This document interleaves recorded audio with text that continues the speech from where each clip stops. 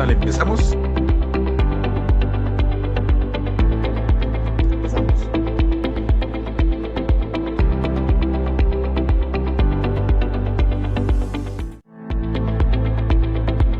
Muy buenas noches a cada uno de ustedes, amigas y amigos.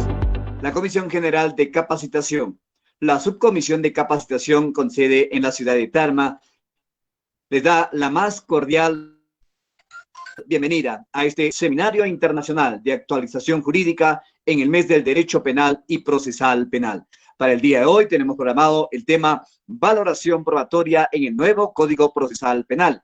Damos la bienvenida y el saludo correspondiente al doctor Rafael Llanos Gamarra. Queremos expresar nuestro saludo de igual manera al doctor Edwin Ricardo Corrales Melgarejo, juez superior, titular, presidente de la Sala Mixta Descentralizada de Tarma, coordinador de la Subcomisión de Capacitación de esta provincia. De igual manera, queremos expresar nuestro saludo a los señores jueces superiores, jueces especializados, personal jurisdiccional, administrativo, jueces de paz, a todos quienes ya están conectados a través de nuestras plataformas digitales, tanto del Google House Meet y la transmisión en vivo a través del Facebook de nuestra Corte Superior de Justicia de Junín, desarrollando este tipo de eventos para cada uno de ustedes. Vamos a iniciar nuestra actividad académica programada para el día de hoy. Invito para las palabras de inicio de nuestra conferencia magistral que corresponde ya al mes de agosto al doctor Edwin Ricardo Corrales Melgarejo, juez superior, presidente de la Sala Mixta Descentralizada de Tarma y coordinador de la Subcomisión de Capacitación de Tarma. Muy buenas noches, doctor Ricardo, bienvenido. Buenas noches, amigos y amigas que están participando en este evento académico. También a los que están expectando este evento en el Facebook. Reiniciamos con esta conferencia las actividades del mes de junio, del mes de agosto, titulado El Mes del Derecho Penal y Procesal Penal. Vamos a tener 7 conferencias sumamente interesantes. Hoy día comenzamos, también mañana continúa y el viernes, para luego retomar las actividades la próxima semana. Ya pueden ustedes tomar nota de el afiche que hemos publicado en el Facebook y que esperamos pues su participación en todos estos eventos para que puedan actualizar sus conocimientos en el derecho penal. Bienvenido, doctor Rafael Llanos. Es un gusto tenerlo esta noche como expositor. Vamos a actualizar nuestro conocimiento sobre un tema sumamente importante, la valoración probatoria en el nuevo Código Procesal Penal, que va a permitir pues que nuestro expositor, gracias a su experiencia como magistrado, él se ha desempeñado como juez superior, como juez penal, va a permitirnos conocer sus puntos de vista respecto a este importante tema. Doy por inaugurada la presente actividad académica. Le cedo la palabra señor Ronald Santana. Muchas gracias al doctor Edwin Ricardo Corrales Melgarejo. Pues bien, el tema valoración probatoria en el nuevo Código Procesal Penal. Nuestro invitado del día de hoy es el doctor Rafael Llanos Gamarra, también perteneció a la familia judicial de Junín y el día de hoy nos va a exponer este importante tema. Doctor Rafael Llanos, muy buenas noches, bienvenido, adelante con la exposición. Muchísimas gracias, Ronald. Un gusto verte y saludarte. En primer lugar, agradecer al doctor Ricardo Corrales Melgarejo por esta invitación de poder participar y compartir con todos los colegas de la región un tema tan importante que de pronto en los últimos días, en los últimos meses, años tal vez, ha sido materia de investigaciones, conferencias, entre otras. Agradecer a todos y cada uno de ustedes, a los señores jueces superiores, jueces especializados, jueces de paz, colegas de profesión, estudiantes de derecho quienes nos acompañan en esta noche para poder compartir un tema que, si bien es cierto, como bien dijo Ronald, dentro de nuestras de pronto agencias, dentro de la defensa, así como también dentro de la función jurisdiccional, hemos podido recopilar y obviamente dar un punto de vista que de pronto pueda ser útil para nuestra utilización en la vida diaria, en nuestra práctica del día a día. En ese sentido, voy a compartir con ustedes un material lo más didáctico posible para que podamos llegar a entender un tema tan importante como lo es la valoración probatoria en el Código Procesal Penal. Quisiera empezar esta charla, este compartir de pronto en este día, en estas sesiones importantes que la subcomisión de una ciudad tan linda como es la provincia de Tarma lo viene haciendo, con un pensamiento o con una frase que normalmente pues solemos hacerla cuando estamos en el campo de la defensa libre. Y señalamos de que en primer lugar al juicio no se llega a saber lo que pasó, sino a probar lo que ocurrió. Esto implica que de pronto en esta noche vamos a compartir con ustedes un abanico de herramientas que nosotros como operadores del derecho debemos de manejar para poder alcanzar ese norte, ¿no?, que dentro de las funciones que nosotros desarrollamos podamos alcanzar finalmente el objetivo, ya sea como magistrado, lo que es la administración de justicia, o de pronto como defensores de la parte agraviada o de la agraviada, alcanzar lo que tanto buscamos, que es el famoso que se haga justicia. Y si nos encontramos en la línea del rol del director de la investigación, lograr pues que la sociedad pueda sentirse segura de que los operadores del derecho vienen cumpliendo con su labor y sobre todo pues se pueda llamar la atención del famoso jus puniendi estatal para otorgar la sanción que merezca aquella persona que haya transgredido esos lineamientos de vida que en la sola concepción del derecho se nos da cuando nos encontramos dentro de la sociedad y la colectividad, que es básicamente que debemos de respetar ese conjunto de normas, de reglamentos, de leyes, de disposiciones que nos permitan vivir en sociedad, recordando también otro pensamiento que obviamente nosotros manejamos desde las aulas universitarias, que es específicamente que mi derecho nace cuando empiezo a respetar el derecho de los demás. Es así que inicialmente digo esto porque en este abanico de herramientas que nosotros tenemos que manejar, llegamos a la médula espinal y a la columna vertebral de un proceso. Acreditar específicamente que realmente lo que se dice, lo que inicialmente se atribuye a una persona, realmente sucedió.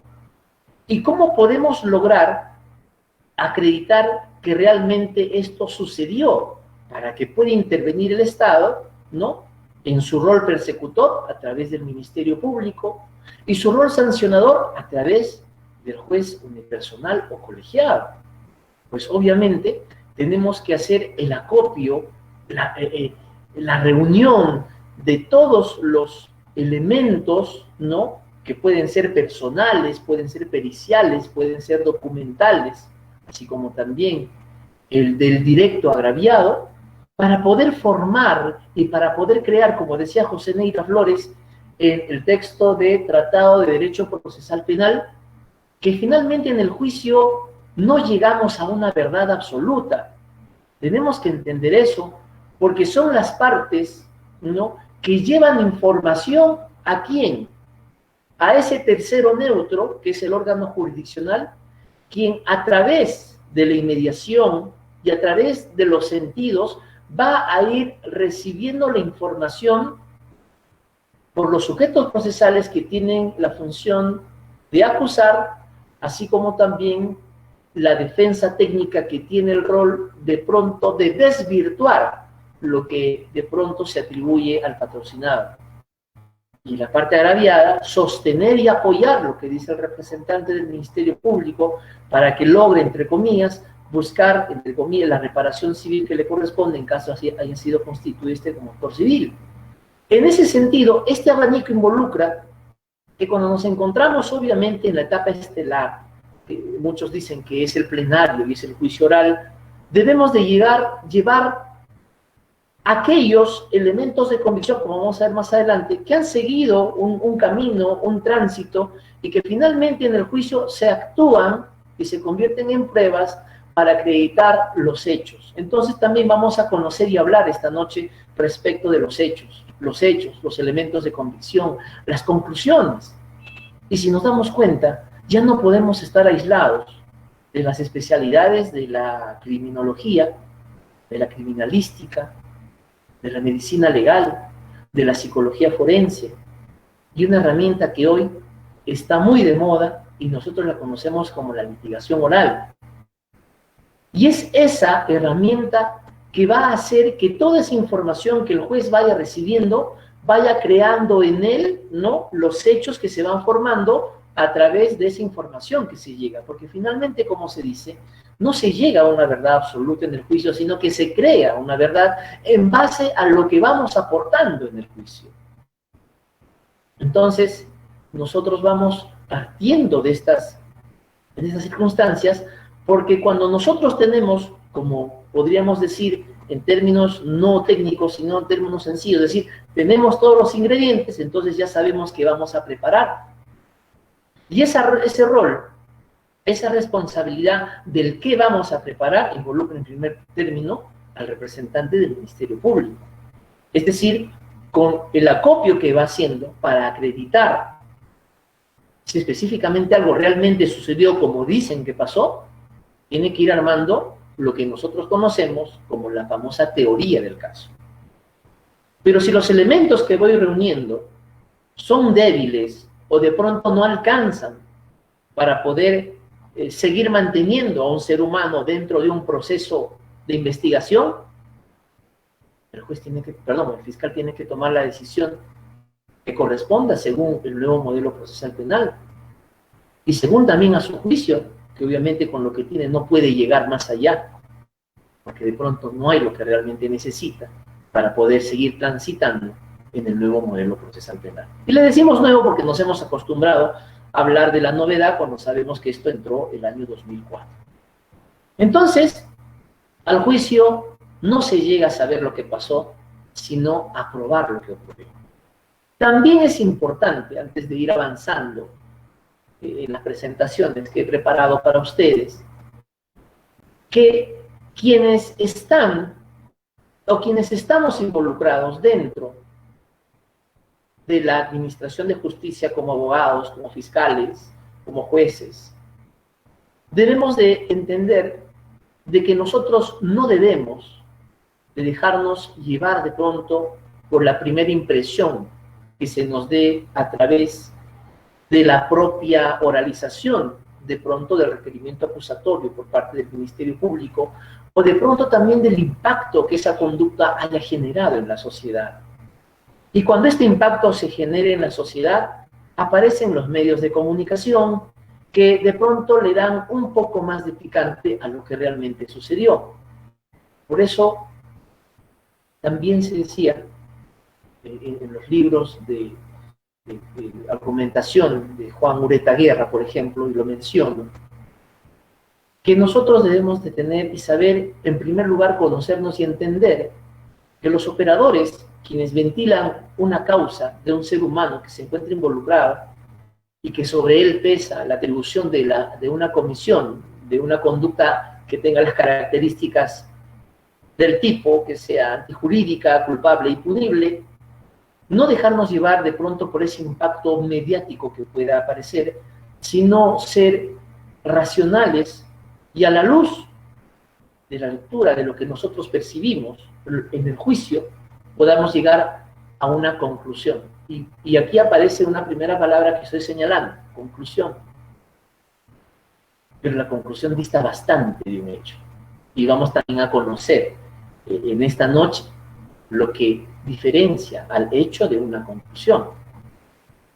Entonces, es importante que también la mente racional sea la que tenga que primar para que se puedan tomar las decisiones más justas que se dé en cuanto a la administración de justicia, cualquiera que fuese nuestro rol que buscamos, ocupemos dentro de un proceso. Pero de nada nos sirve que seamos muy emotivos, ¿no? Y por de pronto llevarnos por las emociones, podamos de pronto no cumplir con ese mandamiento de administrar justicia de manera imparcial, ¿no? Y nuestro criterio de conciencia se aleje bastante de ese criterio juicioso, intermedio, y se incline a una emotividad. También lo vamos a ver. Entonces, fíjense, hablamos un poco de criminología, criminalística, psicología, medicina legal, litigación oral, teoría del caso. Lo vamos a ver. Prueba. Siempre nos hemos preguntado, ¿qué es la prueba? Y si buscamos en los diccionarios jurídicos y en todos los buscadores de internet o de donde nosotros querramos buscar esta información, encontramos casi el mismo concepto en la que de manera sencilla se nos dice que la prueba es una forma de acreditar que se realizó un hecho. Y esto es la primera línea que nosotros tenemos que entender, que va a ser la columna vertebral de esta presentación, de esta conversación que tenemos nosotros. Y hablamos de un hecho. ¿Ok? Por eso la hemos puesto con mayúscula. Entonces la prueba es una forma de acreditar que se realizó un hecho. Nos hacemos más preguntas. ¿Qué es probar? Es demostrar que lo afirmado corresponde a la realidad. Y obviamente la realidad, ¿no? Como dice Midón, la realidad es lo que puede percibirse a través de los sentidos. Pero no solamente se puede percibir a través de los sentidos, sino que también esta se puede, ¿no?, sustentar, como inicialmente les dije, en todos los elementos antes llamados de prueba, hoy llamados elementos de convicción, que se dan en el modelo procesal penal, que sirven para ir creando una verdad. Las testimoniales, las documentales, las periciales, entre otras, que las vamos juntando para poder ir, ¿qué cosa?, acercándonos a una realidad y que con la suma de todos estos elementos, esta realidad se pueda convertir en un hecho. Eso es lo que nos dice Midón. Entonces, la prueba viene a ser aquella argumentación que cada una de las partes hace valer para atraer hacia sí la convicción del juez. Tengo que llamar la atención del juez. Y para poder llamar la atención del juez, porque él es quien va a resolver, tengo que tener un dominio aquí de las técnicas de la litigación oral. Entonces, para que yo pueda llamar la atención del juez, no es que tenga que hacer yo una actuación, ¿no?, a través de la cual pues pueda demostrar mis cualidades histriónicas, que a veces muchos exageramos, ¿no?, hablamos en general en colectivo, y que en vez de llamar la atención, generamos un tema hasta de rechazo de pronto, porque somos humanos y tenemos esos sentimientos. Pero en este concepto que presentamos, vamos un poco más allá y decimos que la prueba es la argumentación que las partes tienen, parte acusadora, parte acusada, para atraer la atención del juez. Pero para que yo pueda atraer la atención del juez, no debo basarme en un supuesto, no debo basarme en algo que me imagino que realmente habría pasado, sino que esto tiene que tener una consistencia en base a pilares fundamentales de lo que establece incluso nuestro código de ética, la probidad, ¿no?, la buena fe, que son básicamente entendidas como verdad, certeza y convicción. Esta trilogía de verdad, certeza y convicción es la que realmente va a llamar la atención de quien tiene que resolver un caso. Pero esa verdad, certeza y convicción tienen que estar íntimamente ligadas a un hecho. Pero el hecho no debe de entenderse como aquella simple apreciación de algo que me imagino que es, sino que para llegar a un hecho tiene que pasar todavía por una serie, ¿no?, de estadios para que finalmente podamos decir sí, nos encontramos frente a un hecho. El artículo 193, inciso 3 de nuestra Carta Fundamental, nos habla del derecho a la prueba. Y cuando nos habla del derecho a la prueba, se centra específicamente en que todo ciudadano, ¿no?, tiene derecho a probar. Porque el significado del derecho a que se le pueda acreditar, porque recuerden que el rol del fiscal es que él es quien tiene la carga de la prueba, va a concentrarse en estos dos principios que estamos observando, estas dos garantías constitucionales: la tutela jurisdiccional efectiva y la observancia al debido proceso. Si no me equivoco, ¿no?, incluso en derecho administrativo se habla de que el administrado tiene derecho a que se le oiga, a que ofrezca prueba y que obtenga una resolución fundamentada en lo que dice la norma específica de la materia. Solo así podremos encontrarnos dentro de la tutela jurisdiccional efectiva y obviamente la observancia al debido proceso. Es por eso que nosotros entendemos y llegamos a una primera conclusión de que la prueba en el proceso penal es una actividad que se inicia a través del impulso del actor, que es el representante del Ministerio Público, para poder transitar dentro de este proceso de diligencias preliminares, ¿no?, en investigación, porque sin denuncia, ya sea de parte o de oficio, no podemos hablar de proceso penal, menos de investigación. Entonces, para poder llegar a la conclusión de encontrarnos dentro de la prueba del derecho procesal penal, obviamente tiene que desarrollarse y desplegarse una serie de actividades que desarrolla el Ministerio Público con un solo fin: desvirtuar la presunción de inocencia a quien se le atribuye una conducta obviamente no tolerada por la sociedad. Ese es el objetivo que tiene el representante del Ministerio Público: desvirtuar la presunción de inocencia. Y si nos vamos más allá y revisamos la Constitución, sabemos que en la Constitución también se nos dice de que nadie, ¿no?, puede ser considerado infractor o directo autor de la comisión de un ilícito penal mientras no se le demuestre lo contrario. Y esa muestra en contrario es la resolución, llamada sentencia, que se emite después de todo un proceso de valoración probatoria. Entonces, fíjense que este es un punto de partida de toda consideración probatoria en todo proceso penal.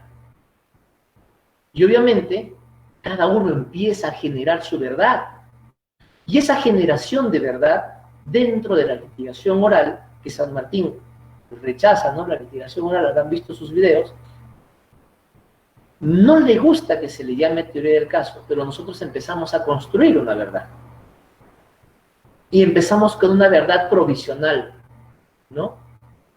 Y para los abogados de la defensa, obviamente, la verdad provisional es que su patrocinado, obviamente, es inocente. Mientras que de la otra vereda, del otro lado, la defensa técnica o la parte acusada, ¿no?, obviamente, pues, también va a tener el rol de desvirtuar la acusación formulada en su contra. El nuevo modelo procesal penal nos trae la novedad muy distinta a la del 40, en la que el juez, el fiscal, la policía y el propio investigado tenían que reunir, ¿no?, pruebas, porque así se llamaba antes, pues se llaman elementos de convicción, para poder acreditar que lo que se te atribuye es falso. Y yo como investigado tenía que, ¿no?, llenar de documentos, de testimoniales al señor fiscal para que prácticamente me libere de la investigación. O de todo caso, pues salga con una decisión favorable en un proceso judicial. En ese sentido, el nuevo modelo exige algo muy importante y corta el modelo inquisitivo en el sentido de que no solamente quien tiene la obligación de reunir los elementos de convicción que puedan acreditar la conducta típica, antijurídica, culpable y punible de lo que se le atribuye a alguien era el representante del Ministerio Público. No, pues, el Ministerio Público tiene una doble función dentro de su proceso de investigación: reunir elementos de cargo y también reunir elementos de descargo. Por eso es muy común que los colegas abogados en los procesos, ¿no?, del famoso control de acusación, hemos escuchado siempre que dicen el fiscal no cumplió, ¿no?, con buscar los elementos de convicción de descargo. Es una obligación del representante del Ministerio Público hacer el acopio de todos los elementos y él ya, dentro de su función, ¿qué cosa? Hacer la discriminación de cuáles son los que le sirven para sustentar su tesis inculpatoria de una conducta antijurídica y cuáles son también los que podrían, ¿no?, liberar de responsabilidad a quien ha investigado. Es lo que nos indica el nuevo modelo procesal penal. Pero en muchos distritos judiciales, fiscales de nuestro país, todavía, aparte de que no entre el Código Procesal Penal en vigencia, se mantienen algunas prácticas que solamente constituyen el hacer el acopio de elementos de convicción de cargo. Entonces, frente a eso, un poquito rompemos las reglas, ¿no? Y la defensa técnica del imputado va pidiendo, ofreciendo que hagan determinados actos de investigación. Y no es menos cierto también, y comprensible por supuesto, que la carga procesal del representante del Ministerio Público hoy, por implementación del nuevo modelo procesal penal, es altísima, ¿no? Y a veces, cuando la defensa técnica solicita que el representante del Ministerio Público pueda hacer actos de investigación, que obviamente van a ser en beneficio de su patrocinado y pueden servir de elementos de descargo, y lo presentan a través de un escrito al titular de la acción penal, estas son descartadas de plano. Y al recibir el rechazo, estamos acudiendo, ¿no?, a los juzgados de investigación preparatoria para que, en vía de tutela de derechos, se pueda realizar alguna actividad que pueda de pronto darle mejores luces al representante del Ministerio Público de que por la conducta que se me, en primer lugar, incrimina, se me indica, no correspondería a lo que él está investigando, más por el contrario, serviría para que el fiscal tenga más luces y mejor decisión en la disposición que puede emitir. Eso también sucede. Entonces el rol, ¿no?, de los sujetos procesales, si bien es cierto, están individualizados, hoy tenemos que un poco reforzar para que se pueda cumplir al 100% con las exigencias del nuevo código. Entonces cada uno empieza a construir una teoría del caso. Cada uno empieza a construir su verdad, ¿no?, respecto de los hechos que han sido materia de investigación. Y así llegamos entonces a encontrarnos o enfrentarnos frente a dos conceptos que nosotros debemos de manejar bien y sobre todo conocerlos. Porque antes de llamar elementos de convicción tienen otro nombre que de pronto algunos colegas, algunos juristas, algunos diversos autores de muchos libros los han tomado simplemente con un nomen juris, pero el código habla de elementos de convicción y más adelante nos habla de pruebas. Pero de todos modos considero que no es mala idea que podamos darnos cuenta que también llegar a la terminología de elementos de convicción han tenido todavía unos pasos anticipados para poder llamar elemento de convicción. Y fíjense qué tan importante puede ser tener elementos de convicción, porque gracias a estos elementos de convicción, que todavía no son prueba, porque la prueba recién se actúa en juicio, el representante del Ministerio Público puede solicitar cualquier medida de carácter personal o de carácter real. La clásica de las clásicas es, por ejemplo, la prisión preventiva, porque tiene suficientes elementos de convicción.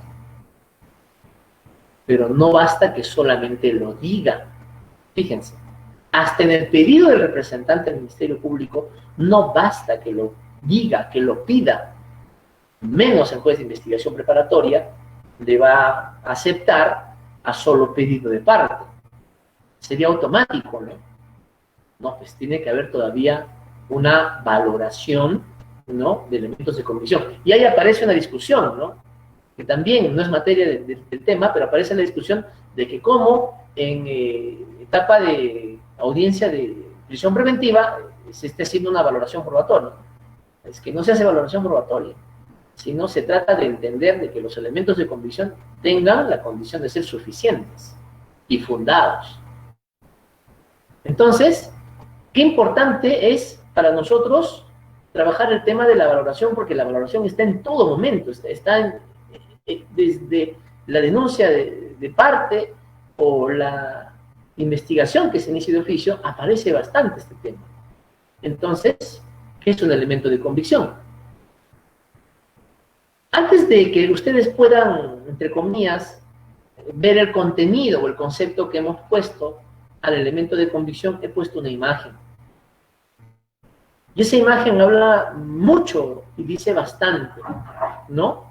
Nos podemos encontrar en una imagen donde, si se dan cuenta y observamos bien, están transmitiendo un mensaje. Muchos de nosotros, ¿no?, para romper el hielo, para agarrar un poco más de confianza, alguna vez hemos jugado el teléfono malogrado. Entonces, el teléfono malogrado también podría darse si es que de pronto esa información no llega como debe ser. Y al final, pues, no llega la información elemental y estamos generando una verdad en base a cualquier otro ingreso de información que no sean los debidos y oportunos para acreditar un hecho. Entonces, los elementos de convicción vienen a ser aquel acopio de objetos, huellas, manifestaciones que podrían estimar, solamente a nivel de estima, podrían estimar razonablemente la comisión de un delito. Punto 1. Es que ahí me dejo llevar por la mente emotiva, ¿no? Y digo, sí, acá hay un delito. Entonces estoy viendo el resultado, pero todavía no veo el proceso. Y el segundo es que, como consecuencia de que yo ya más o menos inferí, deducí, hice ya mi proceso mental de que hay la comisión de un delito, ¡pum!, automáticamente sale ya el responsable de esa conducta. Es decir, ya tengo ya por autor a alguien, porque nuestra mente es así. Nosotros generamos conclusiones por lo que primeramente ingresa por nuestros sentidos. Hoy se ha generado una polémica de que de pronto no le dieron el voto de confianza al gabinete, ¿no? Y el premier dijo de que ya había sido alertado por el presidente del Congreso de que no le iban a dar el voto de confianza porque no les gustaba que esté el ministro de Educación. Lo dijo. Entonces toda la población, todos, incluso el señor Vizcarra salió y dijo, esto es un tema de venganza y a veces de cosas. Y nosotros también sacamos nuestras conclusiones. Pero si no me equivoco, hoy habló el presidente del Congreso y dijo otra cosa. Entonces, aquí tenemos que escuchar a ambas partes para poder generar, ¿no?, una conclusión. Y miren ese primer ejercicio que hacemos. Recibo la información A, recibo la información B y saco la conclusión. No lo puedo hacer al revés.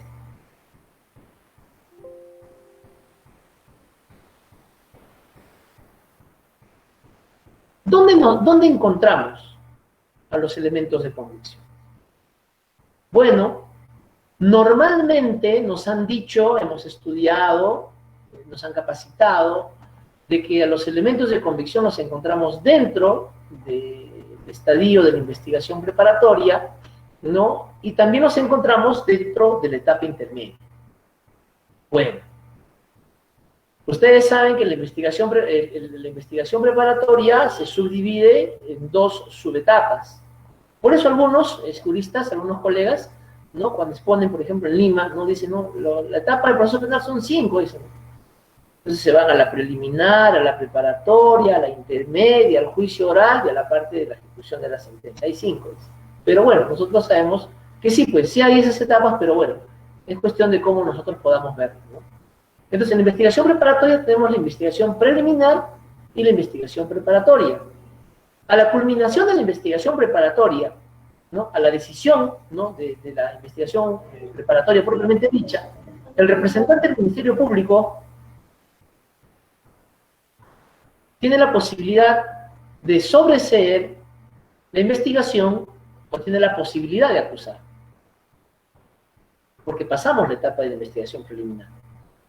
Pero también no debemos olvidar de que el rol de pronto que tiene el señor representante del Ministerio Público de la verificación de los elementos de convicción que tiene, puede emitir la disposición. Recuerden que los fiscales emiten disposiciones, requerimientos y pedidos, ¿no? Puede emitir la disposición de archivo provisional, archivo definitivo, o puede aperturar diligencias preliminares en la disposición 1, y por los plazos de ley, 120 en la preliminar, ¿no? Y 180 en su tope máximo en la preparatoria, ¿no? Y la etapa intermedia, obviamente, pues, interviene ya el juez de investigación preparatoria. Entonces, normalmente así, a secas, ¿no? Así de modo frío, de modo normal que encontramos en el código, encontramos que los elementos de convicción son así. Sin embargo, queremos un poco aclarar el panorama, porque desde el inicio de la investigación hasta la condena, esa idea o esa primera percepción que se tiene respecto de una conducta que probablemente haya transgredido los cánones establecidos en un cuerpo de leyes, que en este caso es el código, porque recuerden que de ninguna manera podríamos hablar, ¿no?, de investigación, de todo lo que sea, de elementos de convicción, si es que la conducta en primer término no se encuentra regulada en el Código Penal. Estaríamos haciendo en vano ese proceso. Al inicio de la investigación, por ejemplo, de conformidad al artículo 329, numeral 1, nos encontramos frente a la sospecha de la comisión. Y la sospecha es un tema subjetivo, o sea, me parece que es como cuando entras a una habitación y percibes un olor a cigarro, pero de pronto no es cigarro, puede ser betún, puede ser cualquier otra cosa, pero te parece que es cigarro, te sospechas que, ¿no? Hay también, de conformidad al artículo 261.1a, razones plausibles. Y la razón plausible es esto, pues, ¿no? La aclamación, lo que se daba antes, ¿no? De que sí, aquí hay algo, pero es una razón, un tema de que de pronto por tu experiencia, por tu intuición incluso, puede ser que sí, puede ser que haya, ¿no? Más adelante nos encontramos frente a lo que conocemos como los indicios reveladores. Mira que ya habla de indicios. Es decir, todo aquello documental, personal, científico, que pueda despertar, puede ir más allá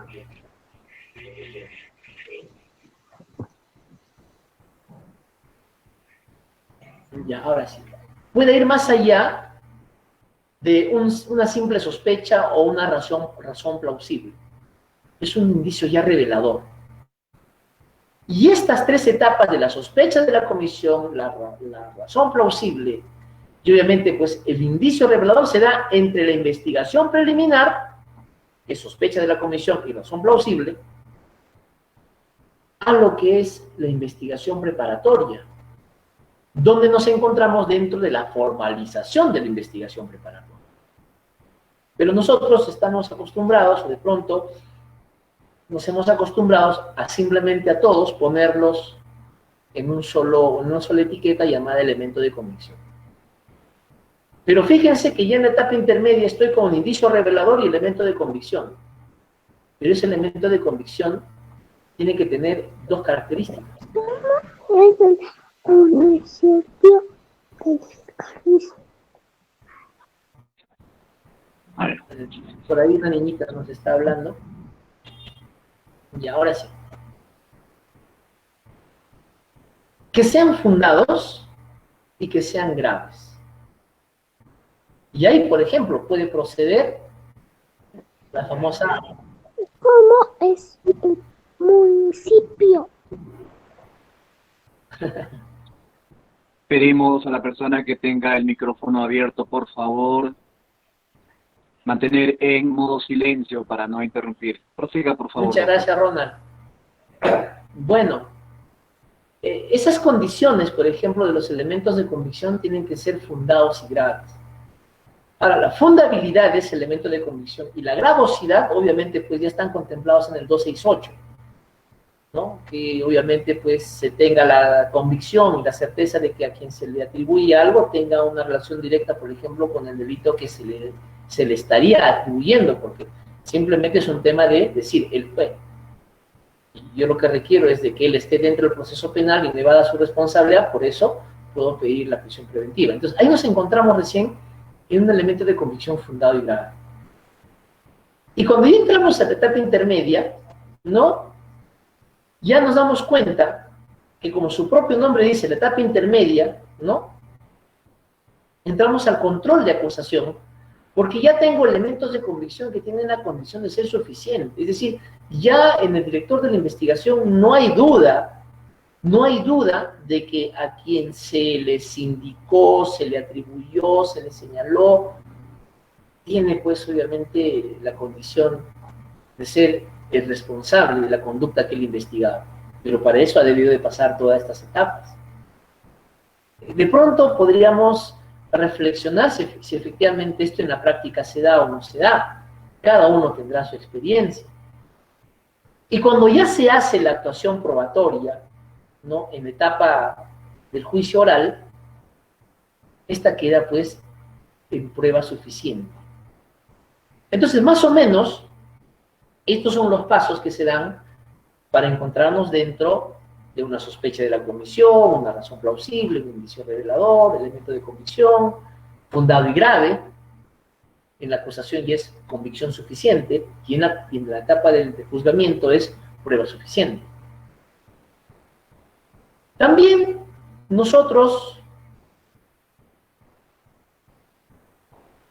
reconocemos que a través de todo este tema, este estudio que se hace a lo que es los elementos de convicción que puedan pasar a prueba, han cambiado pues de nombre, ¿no? Y normalmente, por ejemplo, ya clasificada, la diligencia preliminar de la investigación preparatoria formalizada, etapa intermedia y juicio, que son las tres, para que podamos encontrarnos dentro de un elemento de convicción, en primer lugar ha tenido que pasar las diligencias preliminares, que son indicios. ¿Y cuáles son los fines de la diligencia preliminar? Reunir elementos de convicción urgente e inaplazable. Actos de investigación urgentes e inaplazables. Indicios. Entonces, con eso podemos pasar a la investigación preparatoria y nos encontramos ya con elementos de convicción. Y en la etapa intermedia es muy cierto, pues, este cuadro, ¿no? Porque en la etapa intermedia, obviamente ya saltándonos el paso de control formal, control sustancial, pasamos a la tercera, que es la admisibilidad de los medios de prueba. Y ahí el representante del Ministerio Público indica que ofrece las siguientes pruebas que se actuarán en juicio. Y en juicio la actuación del elemento de convicción recién se convierte en prueba.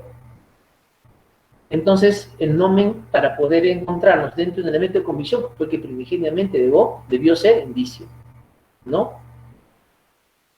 También, ese pasito de elemento de convicción a prueba, como hemos señalado, lo encontramos en la etapa del juzgamiento. Muy bien. Hay una exigencia constitucional para que ese elemento de convicción que llegó a la etapa del juicio pueda, entre comillas, pasar los filtros que incluso hemos visto en la práctica que en la etapa intermedia se exige, ¿no?, por parte de los señores abogados, que la prueba que ofrecen tengan las condiciones o pasar el filtro de la conducencia, la pertinencia y la utilidad. La conducencia es entendida como la obtención de esa instrumental, de esa documental, esa testimonial, esa pericial, sin que se haya colisionado con los derechos constitucionales de todos los sujetos procesales que están inmersos en esa investigación. Es la conducencia. De ninguna manera podría ofrecer, por ejemplo, la grabación, ¿no?, de dos personas, de A y B, y quien ofrece la grabación es C. Entonces nos encontraríamos dentro de una prueba prohibida. O de pronto, frente a la confesión de una persona que haya sido sometida a tortura. Entonces ahí pues sí se ha colisionado con los derechos de la libertad, del encausado, del sindicado, del denunciado, de poder expresar o libremente su voluntad de colaborar con la justicia, o de pronto también de que pueda guardar silencio. Entonces la conducencia es bien sencilla, la obtención de algo documental, pericial, testimonial, personal, que siempre y cuando no colisione con los derechos de las demás personas.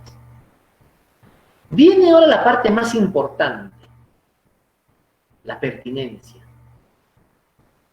Y la pertinencia tiene que ver con esa fórmula que ahorita voy a cambiar de presentación para irnos a un Word, que significa acreditar que lo que realmente, ¿se acuerdan cómo empecé la clase, la charla de hoy? Que decía que yo no voy a juicio a enterarme qué pasó, sino voy a acreditar que eso realmente sucedió. Esa es la pertinencia. Hecho, guión, prueba. Hecho, prueba. Hecho, prueba. No dice conclusión, prueba. No dice imaginación, prueba. No dice otra cosa que no sea hecho, prueba. Esa es la pertinencia. Las pruebas que yo estoy ofreciendo para poder esclarecer una conducta debidamente sancionada en los códigos tienen que ser pertinentes. No puedo ofrecer cualquier otro elemento de convicción que va a ser prueba que no tenga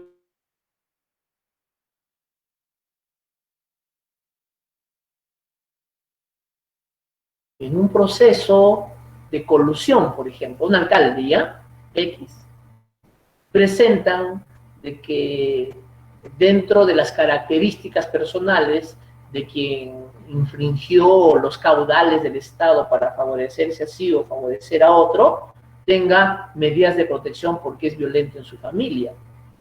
Eso es un hecho, sí, pero que acredita otra circunstancia que no tiene nada que ver con los verbos rectores del de colusión. Pero de pronto nosotros en la práctica hemos visto que aparece una serie de documentales que sí, pues son voluminosas, pero que no son pertinentes para el hecho concreto que se tiene que resolver. Y aquí es donde nosotros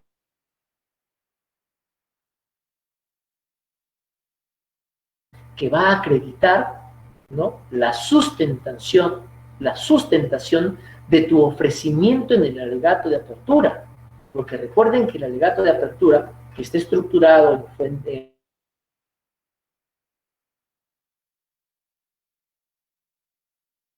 señores jueces, ¿no?, en esta audiencia, ¿no?, demostraremos, acreditaremos, hago mi promesa, hago mi oferta. Que con los elementos de convicción que tiene el representante del Ministerio Público no se cumple lo que solicita él, ni en el tipo penal, ni menos en la reparación civil, ni menos en la pena. Ese es el ofrecimiento que hago en el alegato de apertura. Es importante por eso, que podamos conocer eso. Es útil para tu teoría del caso. Y en el alegato de cierre, después de que hayas hecho la valoración probatoria, ¿no?, la conjugación del verbo rector,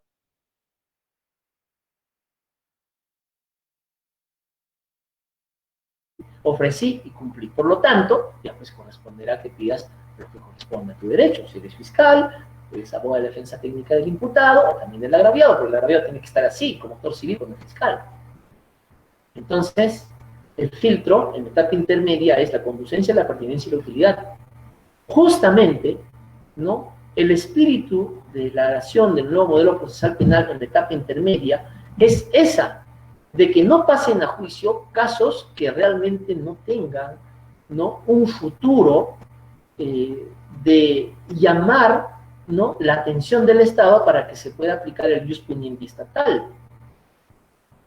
Porque llegan de pronto a juicio acusaciones cuyos elementos de convicción actuar y ya cuando se convierten en prueba resultan que son conducentes, por supuesto, porque fueron obtenidas de buena fuente sin colisionar con los derechos de los demás. Pero cuando pasamos a evaluar el segundo punto, resulta que son impertinentes al hecho y se demuestra. Y obviamente van a ser útiles para la defensa técnica de quien se encuentra, ¿no?, soportando el proceso de investigación en su contra y poder acreditar, pues, que su teoría del caso ha sido mejor planteada que su contraparte.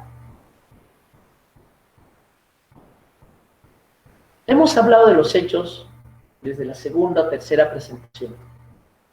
¿Por qué son importantes los hechos?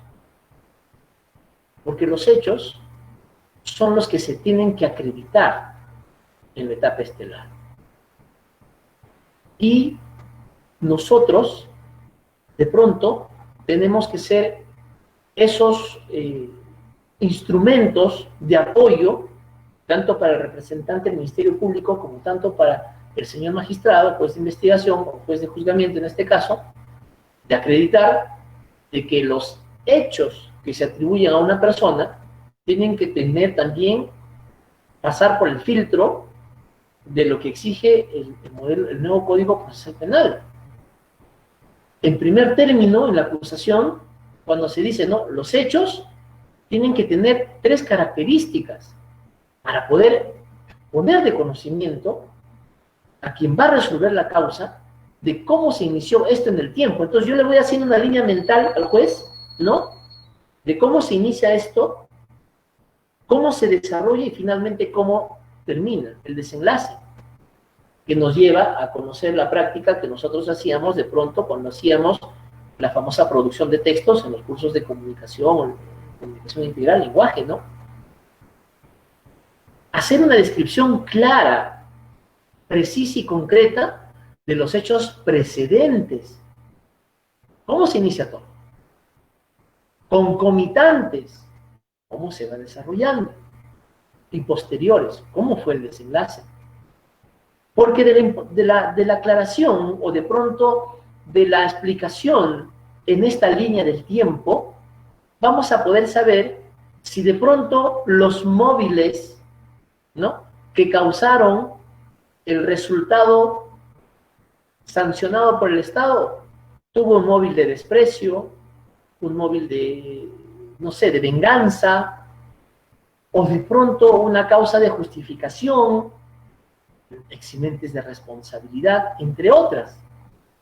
Pero si encontramos en un requerimiento acusatorio no esta división, sino todo así, ¿no?, desarrollado y contado y sacando estructuras o frases de lo que yo escuché en las declaraciones referenciales, testimoniales que dieron la policía, que dieron la fiscalía, y yo lo hago así, obviamente pues en la etapa intermedia voy a tener que solicitar, ¿no?, la aclaración de estos hechos para poder encontrarnos de pronto, para poder justificar el resultado que se alcanzó. Entonces los hechos precedentes, los hechos concomitantes y los hechos posteriores son importantes para que el juez ya pueda tener más o menos el panorama de lo que ha pasado. Pero eso no significa de que ya el juez tiene los hechos en la cabeza. ¿Por qué? Porque los hechos son todos aquellos eventos que son susceptibles de ser percibidos y no es entendida como una simple entidad abstracta o idea pura. Entonces yo no me puedo decir, acá yo me imagino, acá yo voy a idear. No, de ninguna manera, porque eso no sería considerado hecho. El hecho se puede probar. Las conclusiones no se pueden probar. Las conclusiones no se pueden probar. Por ejemplo, vamos a utilizar un nombre, ojalá que no esté ese nombre en la sala para no poder... Acá, Johnny. Y digo así, Johnny Castillo es un drogadicto. ¿Ya? Johnny Castillo es un drogadicto, digo así. ¿Eso es un hecho o es una conclusión? Vamos pensando. Así, ¿eh? Johnny Castillo es un drogadicto. ¿Es un hecho o una conclusión? Entonces muchos van diciendo es un hecho. Otros por ahí van a decir una conclusión. Voy a un ratito salir de compartir la pantalla y me voy a permitir hacerle las preguntas directas.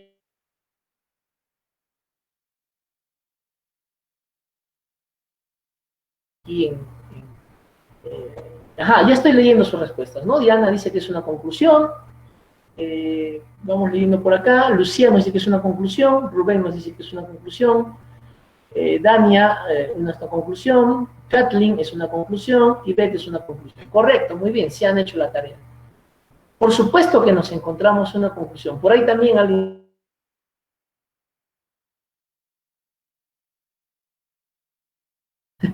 Sí, pues, es una conclusión. ¿Por qué? Porque estoy atribuyendo a alguien algo que yo considero que ya es definitivo. Pero si le pongo así, Johnny Castillo es un drogadicto de conformidad a la historia clínica de número tal, de la clínica tal, en la cual podemos observar que ha tenido muchas no intervenciones, sino atenciones por temas de desintoxicación.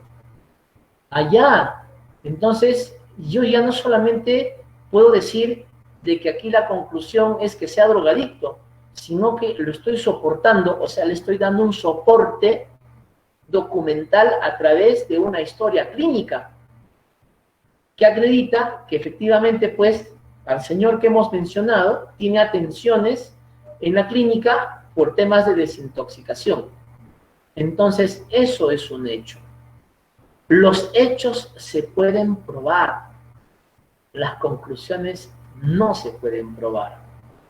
Ahora, nuestros colegas abogados pueden revisar los requerimientos de acusación y podamos hacer un análisis de que en todo lo que se atribuye a nuestros patrocinados resultan ser hechos o resultan ser conclusiones.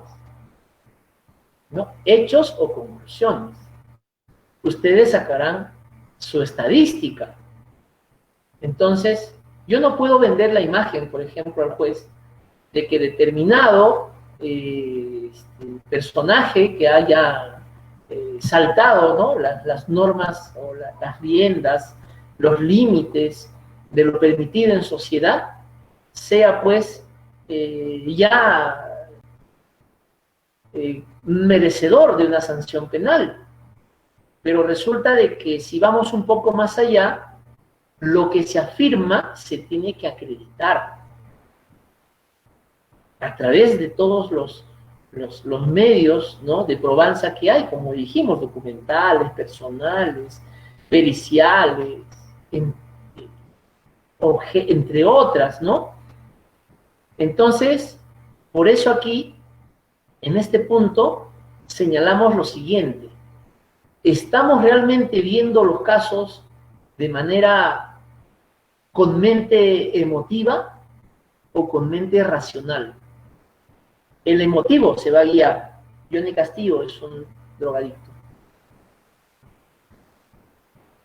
Pero si más allá ve la historia clínica, es un tema racional. Entonces, no todos los enunciados que de pronto se pueden atribuir a una persona van a ser hechos, sino que van a ser de pronto más conclusiones que hechos. Entonces, ahí va a venir ¿no?, el trabajo del magistrado para que pueda hacer este desmenuzamiento de enunciados que el representante del Ministerio Público puede considerar como hechos, pero resulta que para la defensa técnica, quien tiene la chamba de desvirtuar lo que dice el fiscal, para él van a ser conclusiones. La suma de los hechos debidamente corroborados y sustentados nos permiten abordar a una conclusión. Nunca al contrario. Para que yo haya dicho que Johnny Castillo es drogadicto, he debido de corroborar ese enunciado para llegar a esa conclusión. Nunca al contrario. No sé, pero esto puede causar risa. Me contaron, me dijeron, soñé, yo me imaginé que, yo creí que, no van a fundamentar hechos, solo conclusiones. Mente emotiva. Pero si tengo un enunciado que diga algo de alguien y está avalado por alguna documental, alguna testimonial debidamente corroborada con prueba periférica, como ahora se exige, entre otras, van a ser los hechos. Y si estos hechos, ahora viene otro ejercicio, si estos hechos encuadran en el tipo penal, yo tengo que hacer ahí otro ejercicio, el ejercicio de la tipificación y llevar ese hecho al Código Penal. Y resulta que este hecho no cuadra dentro del artículo que propone el director de la investigación. Entonces, para la defensa técnica tendrá que hacer esta observación de lo que se le atribuye puede resultar incluso atípico, porque de pronto ni existe. Pero el trabajo del otro lado sería de que si yo tengo un hecho efectivamente y no encuadra en este articulado, porque mi proceso de tipificación no ha sido bueno, tengo que extraer este hecho y tratar de que calce en otro articulado del Código Penal y así poder encuadrar la conducta típica, antijurídica, culpable y punible dentro del artículo que corresponde para que pueda ser sancionada una persona. Porque recuerden que no puedo yo modificar los hechos. Entonces el proceso de tipificación involucra otro proceso para poder armar mi teoría del caso.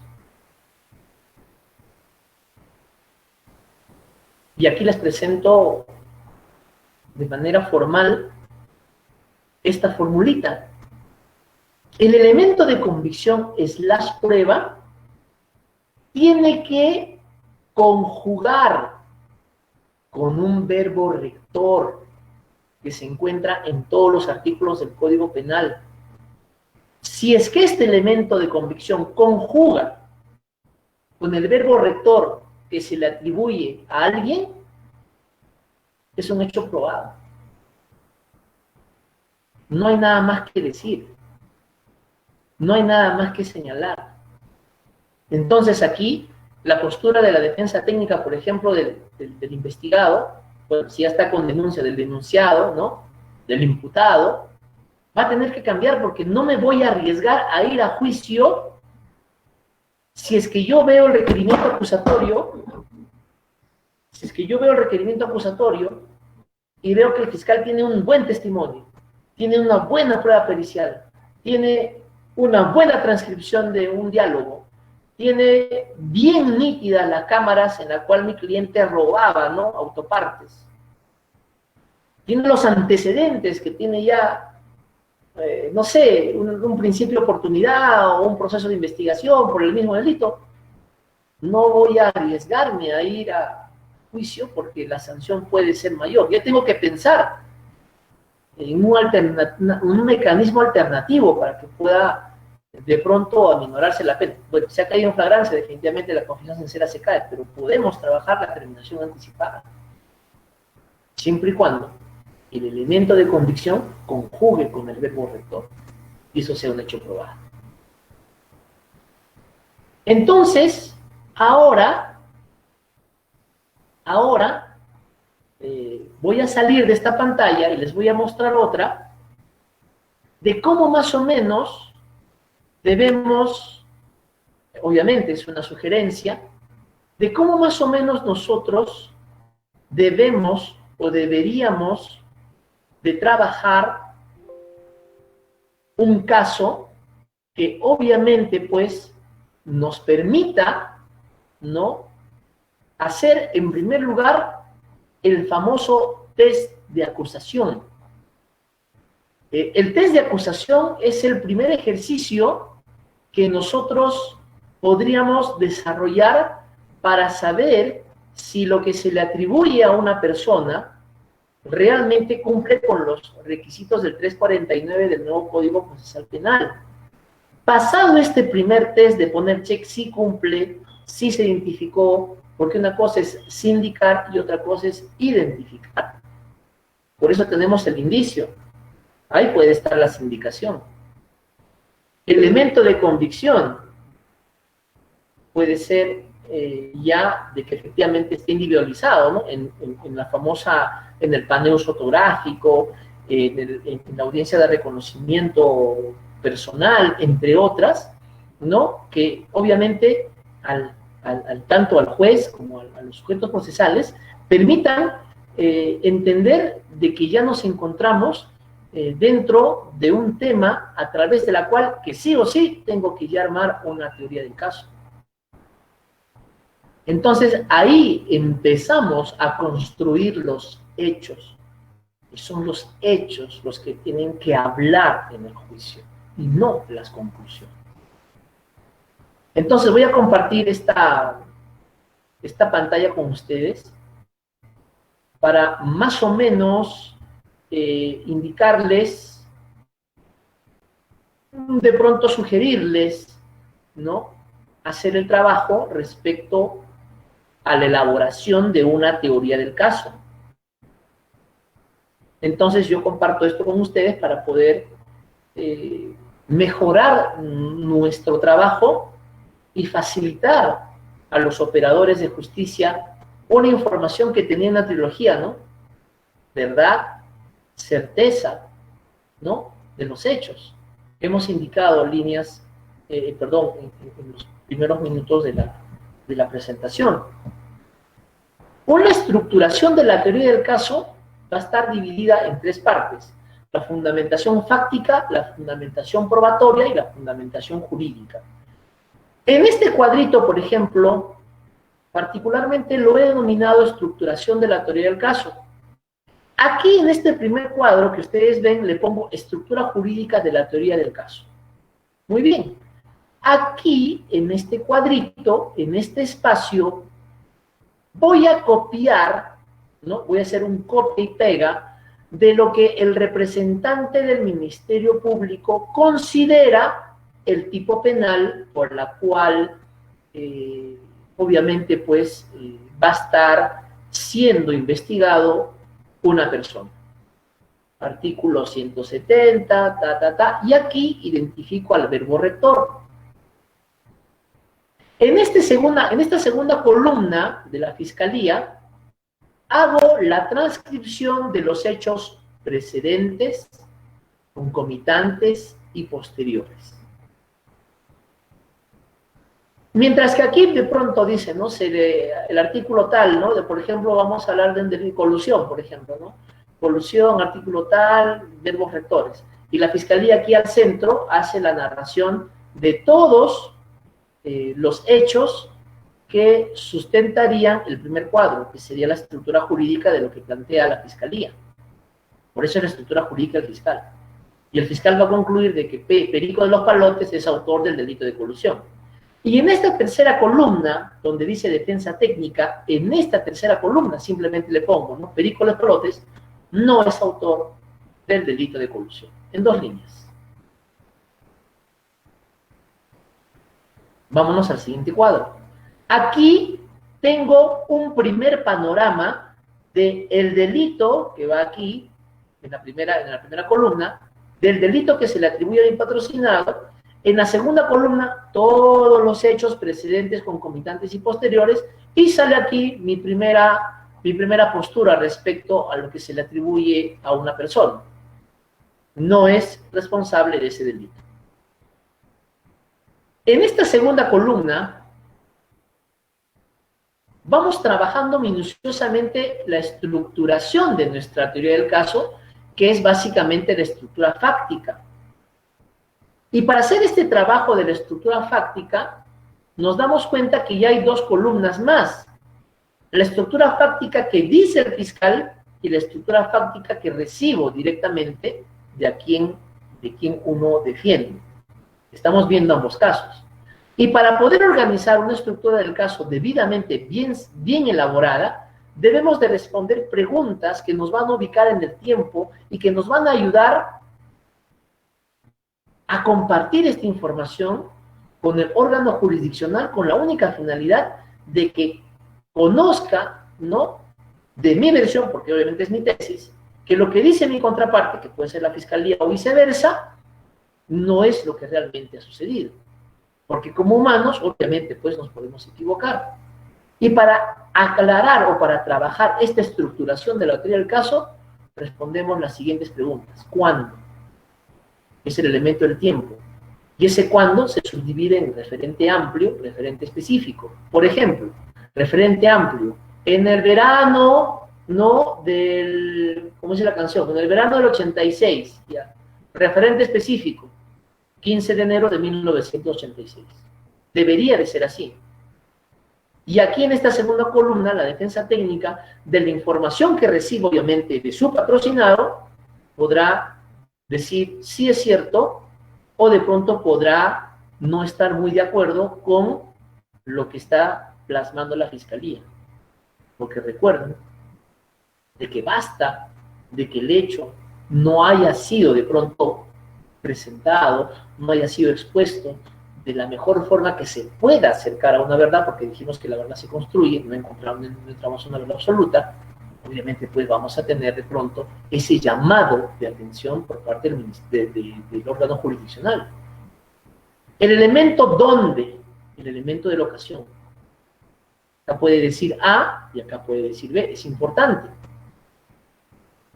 En el elemento tercero, que es quién hizo, que es el elemento del sujeto activo, si nos encontramos de pronto en una etapa de investigación preliminar, de cajón estamos hablando sindicación.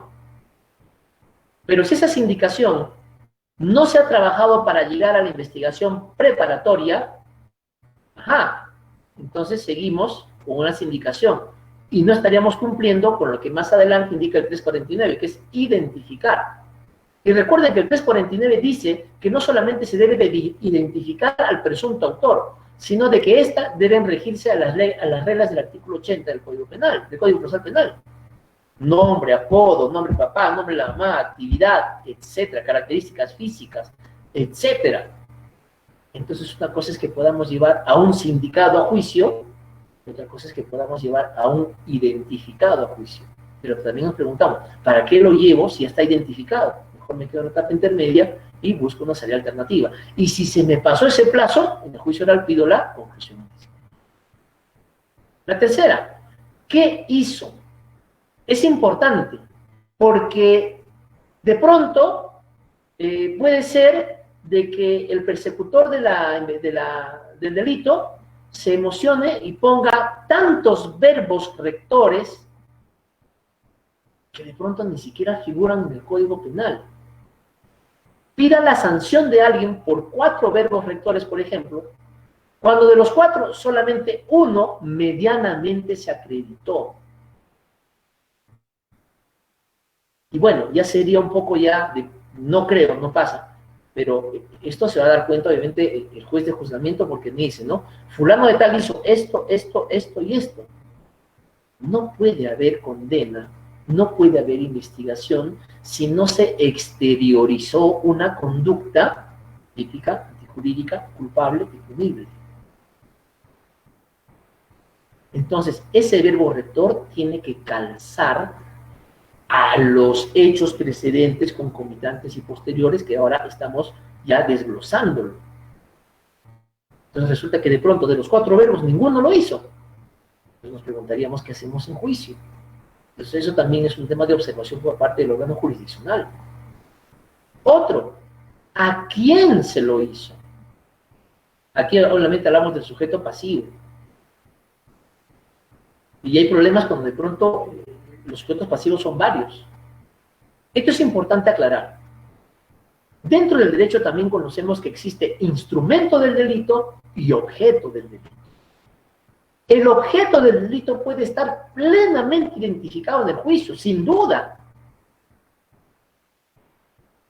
porque es el sujeto pasivo. Pero lo que es difícil, de pronto, si seguimos las reglas realmente de cómo debemos llevar los procesos, es la identificación del instrumento del delito. Por ejemplo, un taxista, este es un caso de la vida real, un taxista va hasta Miotingo, toma la carrera de unas señoras que salían de una fiesta, eran casi medianoche, y este señor, ¿no? Bueno, le contratan para que se vaya a Sicaya, ¿no? Justo estamos en plena fiesta de Sicaya a propósito, ¿no? Va para Sicaya y justamente antes de entrar al cruce, ¿no? Se vaya para Concepción, para este lado, ¿no? Jauja tal vez, y por acá hay una lomadita que sube para Sicaya. Unos 100 metros antes de ese cruce, ¿no? De Sicaya y la carretera central, este señor, que más o menos estaría pues 12:30 de la noche, así, ¿no? De manera intempestiva, ¡pum! Un joven se intentaba cruzar seguramente, y el taxista obviamente no tuvo reacción porque fue algo de momento, y la señora, la copiloto le dice, joven, no se preocupe, es un perro. Y el chofer, pues no, un perro, sí, pero le había roto la luna, todo. Ah, bueno, pues va, la deja la señora, ¿no? Y ve su carro que estaba pues totalmente destrozado, el parachoques, todo eso, no había partes de su carro, etcétera, ¿no? Entonces, él dijo, un perro, no creo. Entonces se regresa, ¿no? Y con las luces apagaditas, ve, ya estaba la policía, estaban ya haciendo, supongo, la cadena, ¿no? De la escena del crimen, etcétera. Y por los anuncios de la prensa, se entera que un joven de 20 años había fallecido. ¿Y qué pasó? Sucede lo siguiente. En el lugar de los hechos, en el lugar donde se suscitó el accidente, encuentran el parachoques, el mataperro, lo que se dice, ¿no? Partes del carro, y dentro de ese parachoque estaba grabado el número del carro, de la unidad y la empresa de taxi. Fíjense. Entonces ya, inmediatamente dijeron, ya tenemos al autor del delito. Llaman por teléfono a la empresa, y en la empresa, ¿qué sucede? La empresa dice, no, sí, esta unidad pertenece a fulano de tal. ¡Fum! Apertura de investigación contra ese fulano de tal. Pero lo cierto es de que ese fulano de tal que efectivamente rentaba ese carro, era un sábado, ¿no? Él tenía un compromiso familiar y alquila su carro a su primo, que necesitaría trabajar. Entonces, él lo sacó, ¿no? Firmó sus cosas, qué sé yo, ahí en la empresa de taxi, y la mala hora le agarra el primo, y es el primo que conducía el carro y atropella a la persona. Pero hacen la investigación contra el dueño del carro. Hablamos solamente del autor directo, no hablemos del tercero civil responsable. ¿Estaba identificado el objeto del delito? Sí. Pero el instrumento del delito no estaba del todo identificado, porque si bien es cierto, A sacó el carro y la mala suerte le alcanza a B, y B es quien comete el atropello. Y finalmente no se pudo determinar quién realmente estaría conduciendo el vehículo, porque el señor, el chofer, tiene los videos de la fiesta familiar, los compromisos y todo lo que hizo el día del accidente. Entonces, cuando le dijeron, entonces, ¿usted sabe a quién alquiló? Por supuesto que sé, y le dijo, es un familiar. Y le obligaron a decir quién era el familiar. Y bueno, este señor dijo, bueno, yo no tengo asesorado, ¿no? No tengo la obligación, indica el Código Penal, de poder denunciar a un familiar directo. Y finalmente el caso se vino abajo. ¿Se identificó el objeto? Sí. El instrumento no se pudo hacer. Por eso es importante de que no nos vayamos a juicio con una sindicación, sino con una identificación. También es importante que podamos aclarar las circunstancias de modo, el instrumento, entre otros. El resultado de la acción es básicamente lo que indica el verbo rector. Y el móvil puede ser un móvil pasional, venganza, celos, lo que sea. Y de este lado el abogado puede decir, no, de pronto fue una fuerza física irresistible. Puede ser. Este segundo cuadro, queridos compañeros, queridos colegas, es la estructura fáctica. Entonces yo ya tengo un panorama para poder armar mi teoría del caso. Una teoría del caso no se arma de que ya tengo la acusación, ya lo armo así, a la chalaca. No, tengo que trabajar todavía todos los detalles para poder recién empezar a elaborar mi proyecto o bosquejo de lo que voy a analizar. No puedo ir así por así. Con más razón, cuando nos vamos al tema de la estructura de la teoría del caso en el modo probatorio, la estructura probatoria. Fíjense, que en estructura probatoria respondo preguntas ¿qué? Hasta el qué, por acá, cómo, cuándo, dónde, a quién, ¿no? Y por cada elemento de convicción, o perdón, por cada pregunta tengo que desarrollar el elemento de convicción. El órgano de prueba, la conducencia, la pertinencia y la utilidad. Obviamente en esta primera columna del centro voy a hacer la transcripción del órgano de prueba que ofrece el representante del Ministerio Público para contestar recién el qué. Que acredita la conducencia. Y luego de esta otra columna yo hago ya mi valoración. La conducencia, la pertinencia y la utilidad, ¿no? De la parte de los órganos de prueba, de los peritos, de las documentales. Y así voy avanzando pregunta por pregunta. Órganos de prueba, peritos documentales. Y por cada órgano de prueba voy en conducencia, pertinencia y utilidad. ¿Es un trabajote? Sí, lo es, pero es necesario. Después entonces de haber elaborado mi estructura de la teoría del caso, voy a poder hacer recién lo que nosotros estamos planteando o estamos compartiendo con ustedes esta noche, lo que es la valoración de los elementos de convicción que en juicio van a tener el nomen de prueba, ¿no? Entonces, este ejercicio ahora, ¿no? Es el que va a ser fundamental después de haber elaborado tu teoría del caso para poder encontrarnos frente a que si esta persona realmente fue el autor de lo que se le atribuye o de pronto no puede ser. Y tenemos que ser muy reflexivos en esta situación, porque si bien es cierto, una persona, creo que somos conscientes todos, una persona puede ser muy responsable de una conducta ilícita que debe ser sancionada por el Estado. Pero resulta que los elementos de convicción que se llevan a juicio no resultan suficientes para que enervar su presunción de inocencia. Puede ser ya a boca de todos recontra culpable, pero como decía Cicerón, dejemos que hable la voz de los hechos. Y los hechos tienen que tener un cimiento, y ese cimiento es la prueba. Llegamos casi a la parte final, pero no podemos irnos sin hacer un pequeño ejercicio.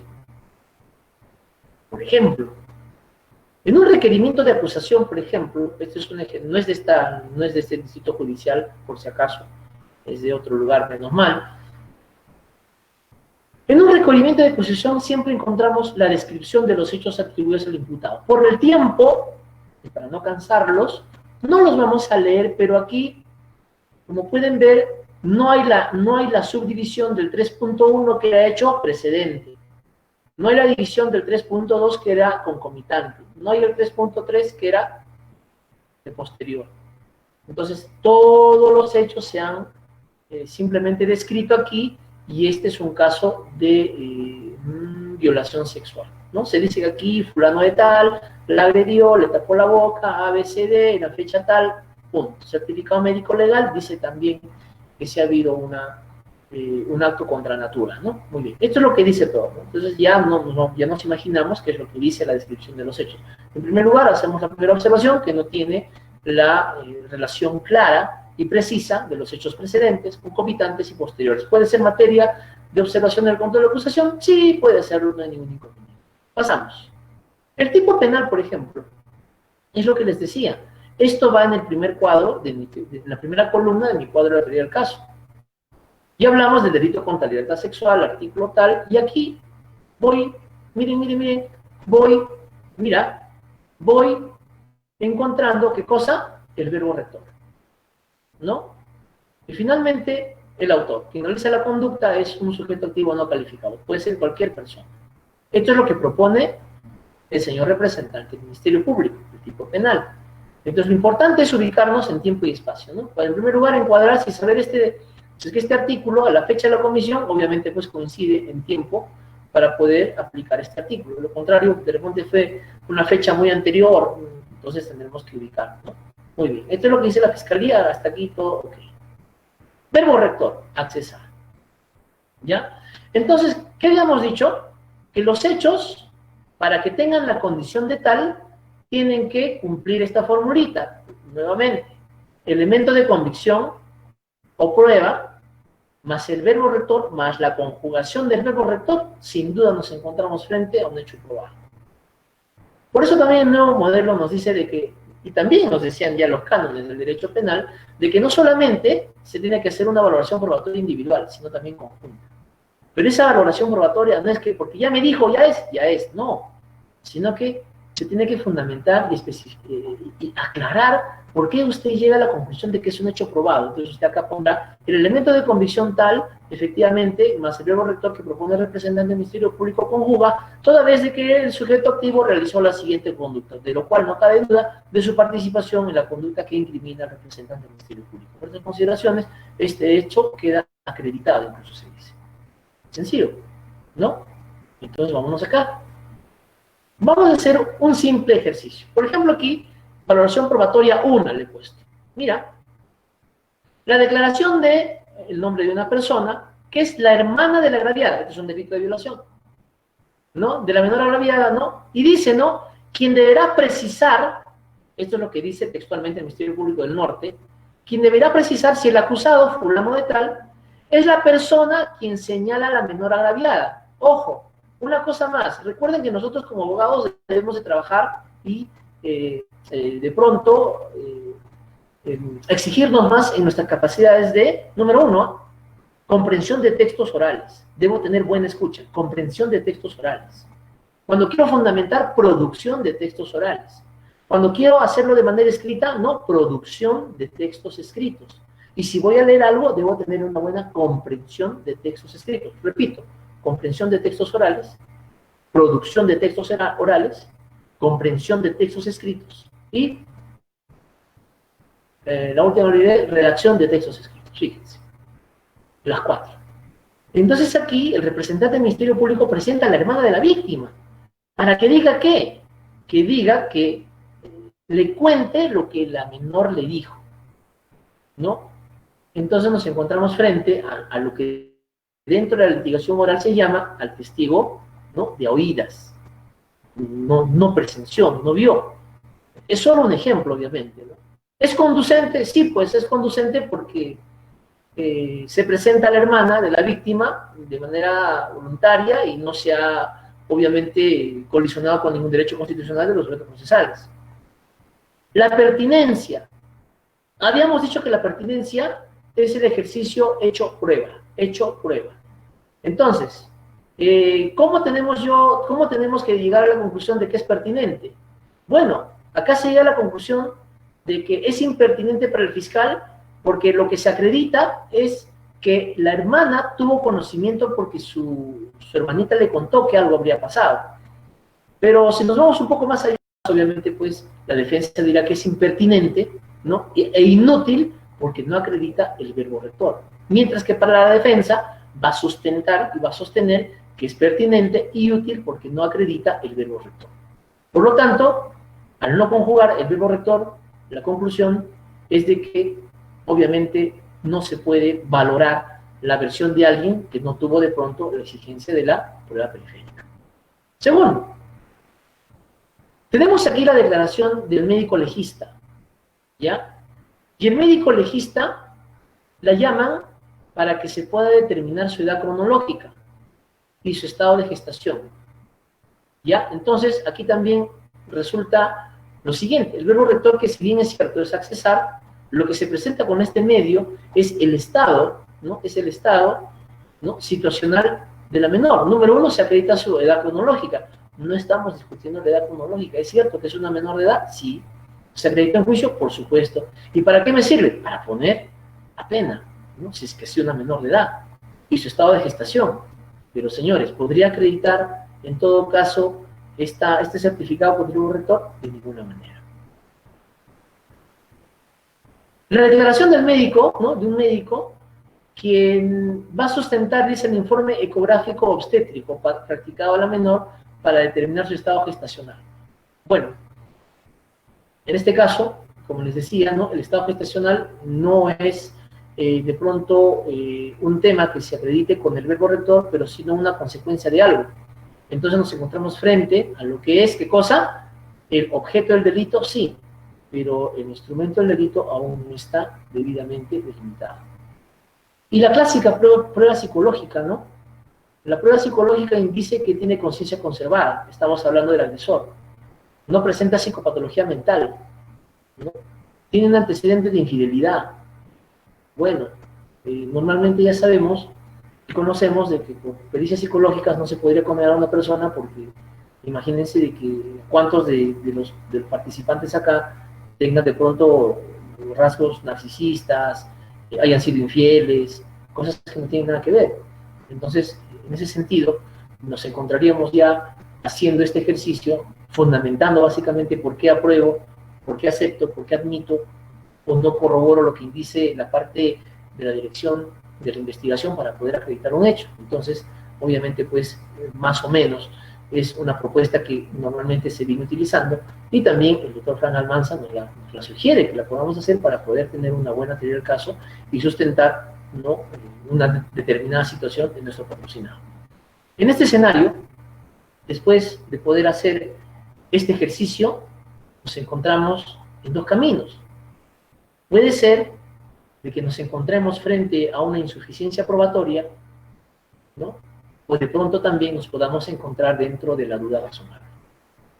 Esto obviamente es un derecho, es una acción constitucional que simplemente indica que si de la valoración probatoria no se acredita todo lo que realmente se dijo dentro del plenario y el ofrecimiento de los alegatos de apertura, el juez no va a tener más opción de que inclinarse o por la insuficiencia probatoria o de pronto frente a la sobreabundancia en las pruebas. En el juez se genera duda, obviamente tendrá que inclinarse por la duda razonable. Y cuando nos encontramos frente a estas circunstancias, ¿no?, de la insuficiencia probatoria o la duda razonable, obviamente tenemos que encontrarnos dentro de la absolución de la acusación fiscal, así como también el archivo definitivo de la causa. Conversar y hablar respecto de la valoración probatoria desde diversos puntos de vista, desde diversos aristas, desde diversas posiciones y posturas, obviamente es un tema apasionante. Sin embargo, a través de toda la bibliografía que se puede revisar y de todas las posturas que tenemos que ver, he tratado de escoger una más sencilla y más ágil que de pronto está siendo muy utilizada en muchos distritos judiciales en cuanto a las posturas que debe tener el juez de juzgamiento, el señor representante del Ministerio Público, así como también la defensa del imputado. Espero que realmente este tiempo haya sido de pronto de su satisfacción, de su agrado. He tratado, como les digo, de ser lo más puntual y sencillo posible, y el doctor Ricardo Corrales, a todos los organizadores de este evento, quedo muy agradecido por esta oportunidad que se me da y De verdad les agradezco a todos por su participación, por su tiempo de poder estar en esta capacitación, y tenemos, creo, más capacitaciones durante esta semana. Muchísimas gracias, quedo obviamente a su servicio, nos pueden ubicar en las redes sociales, cualquier pregunta, y si quieren que se les pueda pasar la diapositiva, claro que sí, con mucho gusto, porque el conocimiento se ha hecho para compartir y no guardarse. Señor Ronald, gracias. Muchas gracias a usted, al doctor Rafael Llanos Gamarra, por esta brillante exposición de un tema realmente interesante: valoración probatoria en el nuevo Código Procesal Penal. Quisiera invitar, si usted nos permite, a algún integrante o algún participante en este curso, si tuviera alguna inquietud, de repente, para poder formularla y que el doctor Rafael Llanos pueda contestar inmediatamente. Si hubiera alguna consulta de parte de los asistentes a este seminario internacional de actualización jurídica, estamos a la orden. Entre tanto, doctor Rafael, indicamos que por los canales internos nos hacen llegar las felicitaciones por esta brillante exposición que nos ha dado a conocer el día de hoy. Muchísimas gracias. Gracias a ustedes. Pues bien, Ronald, una pregunta. Doctor, muy buenas noches. Adelante, por favor, con la pregunta. Sí, el doctor Rafael Llanos, excelente su presentación en cuanto a ese esquema que debe seguir el juez para poder realizar el juicio probatorio.